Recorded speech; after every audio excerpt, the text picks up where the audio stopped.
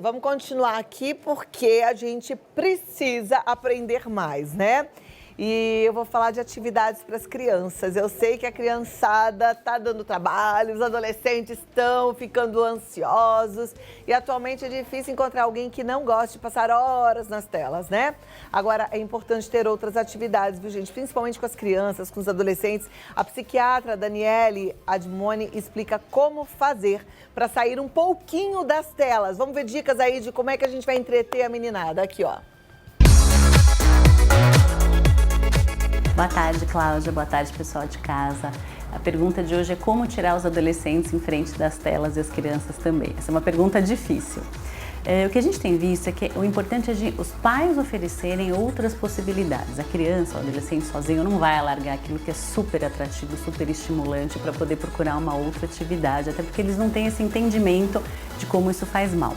Então nós, como pais, precisamos oferecer outras possibilidades. E daí pode ser tudo, né? Então, por exemplo, vou dar um exemplo na minha casa, meus filhos estão super interessados por palavras cruzadas, mas na mão, aquela de caderninho mesmo, né? Liga pontos, enfim, a gente tem que ver qual idade, qual o interesse daquela criança, daquele adolescente, que a gente pode substituir jogos, inclusive, que acontecem nas telas, por jogos fora das telas, né? A gente consegue estimular a criatividade, a imaginação, a interação, enfim, o ganho é infinito quando a gente consegue tirar da tela.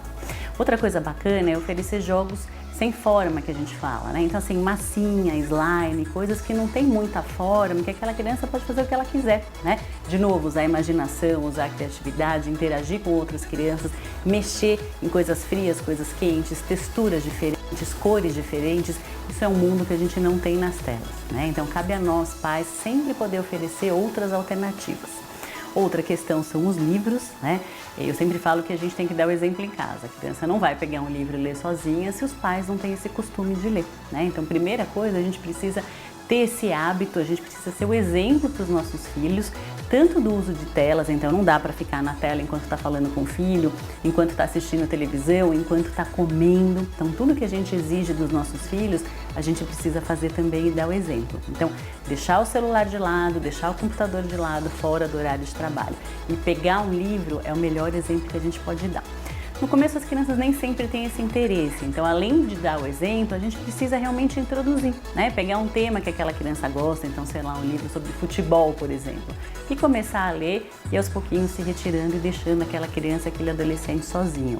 Isso é outra coisa importante, né? A gente começa brincando com a criança, a gente começa entretendo, entre aspas, o adolescente, mas depois a gente precisa sair de cena porque eles têm que aprender a ficar sozinhos, né? Eles têm que aprender a lidar com o ócio, né? E com a criatividade, com tudo que vai aparecendo sozinhos.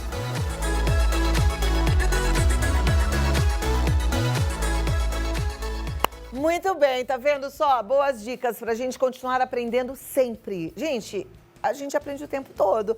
Engana-se aquele que fala assim, já tá velho e já sei tudo. Besteira. Aí é que a gente joga a toalha. A gente só para de aprender quando para de viver. Então vamos continuar atentos aí a tudo que a vida tem pra nos ensinar.